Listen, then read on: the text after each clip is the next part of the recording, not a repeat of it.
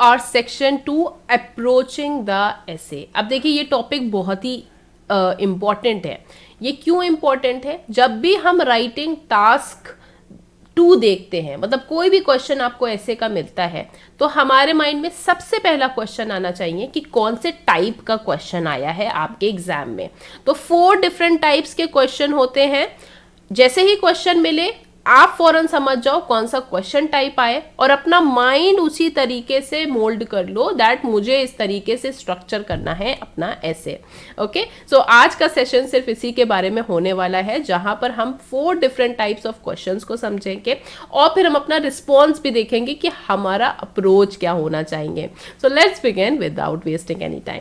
तो यहाँ पर मैं आपको सजेस्ट करूंगी कि आप थोड़ी देर के लिए अपना वीडियो पॉज कर दें एंड इन क्वेश्चंस को रीड करें। Okay, 4 different types of questions होते हैं। मैंने यहाँ पे डिस्कस करा है opinion discussion and situation based. Okay, अब यहाँ पर आप देख सकते हैं कौन कौन से क्वेश्चंस हैं एंड उनको आप रिलेट भी कर सकते हो कि इनमें से कौन सा किस में मैच हो रहा है।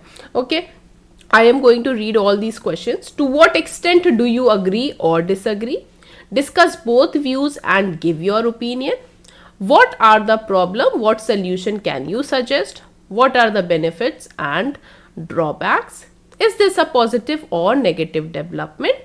What factors contribute to this? Is it realistic to expect these factors? Discuss the advantages and disadvantages. Do the advantages outweigh the disadvantages? Okay, all these questions you can see. यही type के questions basically आपके examination में आते हैं and you should practice each one of them so that आपके लिए कोई भी नई बात ना रहे when you are writing task 2. चलिए एक एक करके डिस्कस करते हैं। ओपिनियन बेस्ड ऐसे, ओके, तो उसमें क्या होगा? To what extent do you agree और डिसअग्री। ओके, इसमें आपको बताना रहेगा कि आप अग्री पार्ट पे जा रहे हो कि डिसअग्री। अगर आप अग्री कह देते हो then you have to write the statements talking कि आप उस ओपिनियन पे आप अग्री क्यों कर रहे हो। Okay, so basically this is your opinion based ऐसे। Next one, is this a positive or negative development? Here also you have to give your opinion कि ये positive development है कि negative। अगर आप positive बोल देते हो कि ये positive development है then you have to write your whole essay telling why is it positive development. Okay, so this one.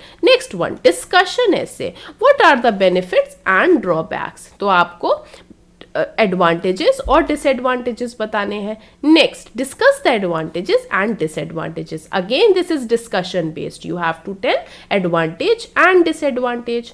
Now opinion and discussion, तो यहाँ पर बोथ व्यूज आ जाएगा और गिव योर ओपिनियन आ जाएगा। वो दोनों व्यूज को भी बताना है आपको बॉडी पैराज में और अपना ओपिनियन भी देना है। Do the advantages outweigh the disadvantage, क्या एडवांटेजेस ज्यादा हैं डिसएडवांटेजेस से, that you have to discuss. This is also opinion where you will discuss first and then give your opinion. What are the problems? What solution can you suggest? क्या problem है, क्या solution आप दे सकते हो। What factors contribute to this? Is it realistic to expect these factors? तो कौन से factors ये करते हैं, what are the cause of it, और उसके बाद आपको उसका सल्यूशन देना है। So this is also a situation based ऐसे। तो ये 4 टाइप्स के डिफरेंट टाइप्स के क्वेश्चंस आते हैं आपके एग्जामिनेशन में एंड उससे रेलेवेंट टॉपिक्स ये दिए हुए हैं जो कि बार बार आइल्स एग्जामिनेशन में रिपीट होते हैं। ओके, तो you have to make your mind, जब भी आप क्वेश्चन देखो तो सबसे पहले अपने आप से पूछो कि ये कौन सा क्वेश्चन आया है आपके एग्जामिनेशन में एंड देन आपकी अप्रोच वही होनी चाहिए कि कैसे आप स्ट्रक्चर करोगे।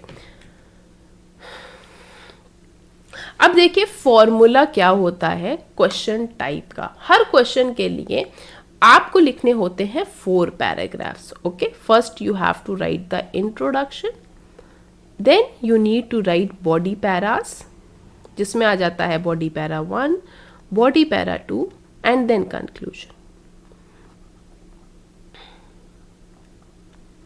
ओके, अब जो आपका इंट्रोडक्शन होता है वो बेसिकली चारों क्वेश्चंस में सेम ही रहेगा।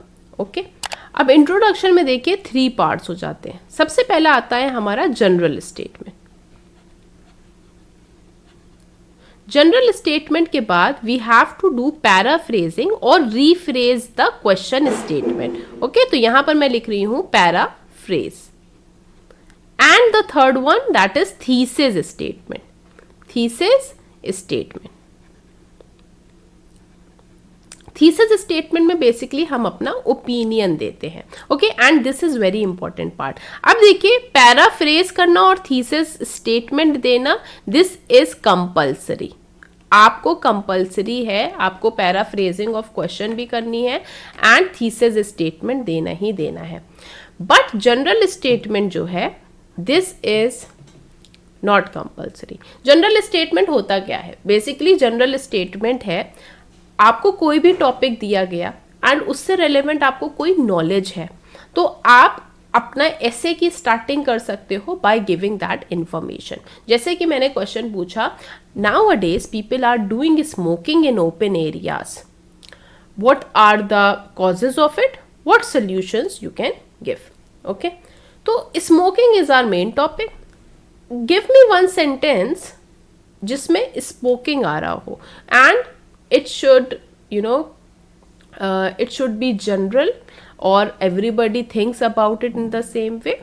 So we can use the very famous sentence that is smoking is injurious to our health, right? तो ये हमारा ऐसे की स्टार्टिंग हो सकती है अगर हमें कोई भी इंफॉर्मेशन उस टॉपिक से रेलेवेंट पता है। But this is not compulsory to write, आप इसको स्किप भी कर सकते हो। But paraphrasing and thesis statement is must, आपको लिखना ही लिखना है। तो tell the reader your opinion, ये हो गया आपका थीसिस स्टेटमेंट, और रीफ्रेज द क्वेश्चन, ये हो गया आपका पैराफ्रेजिंग। ओके, तो आप P&T ये याद रखिएगा कि आपको पैराफ्रेजिंग और थीसिस स्टेटमेंट लिखना ही लिखना है। देन बॉडी पैरा 1, अब इसमें क्या होगा? Discuss the side you disagree, discuss the side you agree, making it clear that you agree, summarize key points and restate your opinion. Body paras में भी whatever question type it is, तो उसके accordingly अपने body paras आप divide कर दीजिए। फिर उसके बाद कंक्लूजन में हम क्या करते हैं? कंक्लूजन में हम समरी पहले तो लिखते हैं, समराइज कर देते हैं अपने दोनों आइडियाज़ को जो हमने बॉडी पैरा 1 और बॉडी पैरा 2 में लिखे होते हैं, एंड फिर हम रीस्टेट कर देते हैं अपना ओपिनियन। अगर पूछा जाए तो, मतलब ओपिनियन बेस्ड ऐसे आ गया, ओपिनियन बेस्ड ऐसे आ गया, तब तो हम यहाँ पर देंगे। अगर ओपिनियन बेस्ड नहीं आता है देन इसकी कोई नीड नहीं है, we have to just summarise.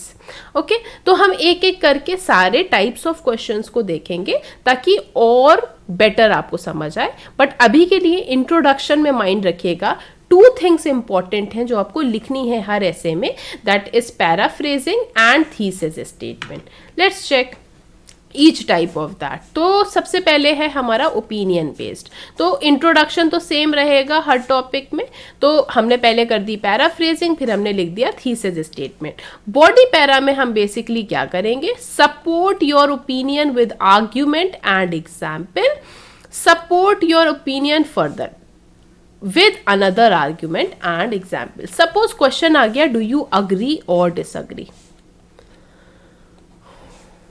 Okay, and you are going for the agree part. तो अग्री पार्ट के लिए आप पहला पॉइंट यहाँ लिख दोगे, दूसरा पॉइंट आप दूसरे बॉडी पैरा में लिख दोगे, एंड उसके बाद आप समराइज कर दो और रीस्टेट कर दो अपना opinion by telling why you are going for the agree part. Now see the discussion type of essay. इसमें फिर से इंट्रोडक्शन सेम हो जाएगा, जहां हमने पैराफ्रेजिंग करी और फिर हमने लिखा थीसिस स्टेटमेंट। फिर हमने कर दिया discuss advantages on one side, disadvantages on another side. यहाँ डिस्कशन बेस्ड था, उन्होंने पूछ लिया discuss the advantages and disadvantages. तो एक बॉडी पैरा में हमने एडवांटेज लिख दिया, एक बॉडी पैरा में हमने डिसएडवांटेज लिख दिया। फिर हमने समराइज कर दिया अपना की पॉइंट। यहाँ पर ओपिनियन लिखने की कोई ज़रूरत नहीं है, because they just want you to discuss the essay, और ये ऐसे टाइप बहुत ही ईजी होता है। Next, opinion and discussion based essay, फिर से इंट्रोडक्शन सेम रहेगा, that is paraphrasing and thesis statement. Okay, then come over here, discuss the side you disagree with, discuss the side you agree with, summarize key points and restate your opinion. अब देखिए, अगर इन्होंने कह दिया discuss both views, give your opinion, तो आपने पहला view दे दिया अपना, देन आपने दूसरा व्यू दे दिया अपना, एंड देन यहां पर आपने क्या कर दिया, अपने दोनों व्यू को समराइज कर दिया, उसके बाद अपना ओपिनियन दे दिया. ठीक है. नेक्स्ट वन, सिचुएशन बेस्ड ऐसे. अब यहां पर इन्होंने प्रॉब्लम पहली पूछ ली एंड देन सोल्यूशन फिर पूछ लिया, तो आप पहले बॉडी पैरा में प्रॉब्लम पूछ लीजिए, बता दीजिए, एंड सेकंड में आप सोल्यूशन बता दीजिए एंड समराइज कर दीजिए अपने की पॉइंट्स, दैट इज प्रॉब्लम लिखिए और सोल्यूशन, जो भी यहां पर आपने बॉडी पैरा में डिस्कस किया था. Then you just tell that how the problem can be solved. Okay, summarize key points and state who should solve problem, consider solutions. Okay, जो भी आपने solutions दिए हैं तो उनको आपको बताना है कि कैसे वो solve हो सकते. Here you can see the brief is given. Okay, just pause the video for some time, read everything. यहां पर आपको ये चीज ध्यान में रखना है, डिस्कशन बेस्ड ऐसे आएगा तो आपको रीडर को अपना प्लान बताना है.